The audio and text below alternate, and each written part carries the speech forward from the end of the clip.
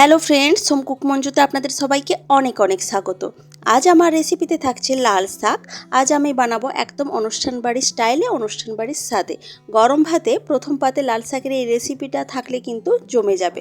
তো এই লাল শাকের রেসিপি আজ আমি কিভাবে বানাচ্ছি এখন আপনাদের সাথে এটাই শেয়ার করছি। চলুন, এখানে দেখুন একটা কড়াইতে আমি কিছুটা সরষের তেল দিয়েছি। সরষের তেলটাকে এখন ভালো করে গরম করে নেওয়ার পর আমি এর মধ্যে দিয়েছি বেশ কিছুটা চিনেবাদামটাকে এখন কন্টিনিউ এইভাবে নেড়ে চেড়ে ভালোভাবে ভেজে নিতে হবে। গ্যাসের আঁচটা মিডিয়ামে রেখে আমি চিনেবাদামটাকে ভালোভাবে ভেজে নিয়েছি।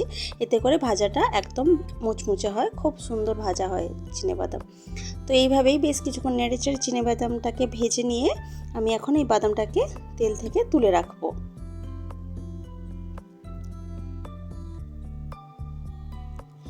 বাদামটাকে তেল থেকে তুলে রাখার পর যে তেলটা রয়ে গেছে ওই তেলের মধ্যে আমি দিয়ে দেব বড়ি।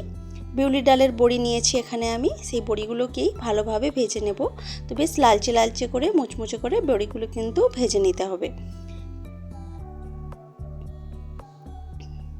তো বড়ির গায়ে কিন্তু আস্তে আস্তে কালার ধরতে শুরু করে দিয়েছে, খুব সুন্দর একটা কালার কিন্তু হয়ে গেছে। আস্তে আস্তে এবার বড়িগুলোকে নেড়ে চেড়ে আমি তেল থেকে তুলে রাখবো।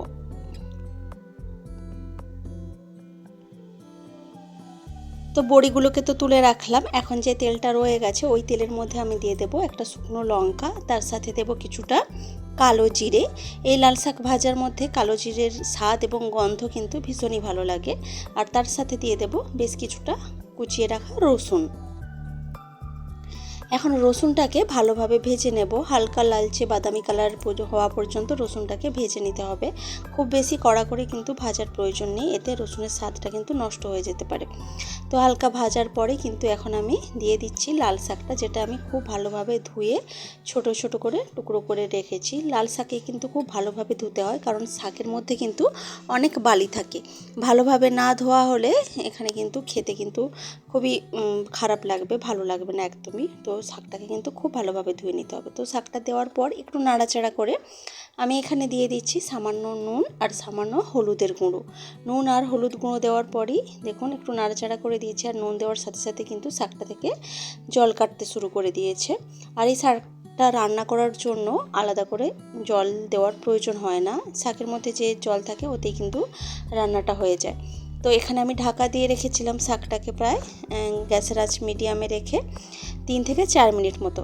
3 থেকে 4 মিনিট মতো পর ঢাকা খুলে দিয়েছি, আর জলটা কিন্তু শুকনো হয়ে গেছে।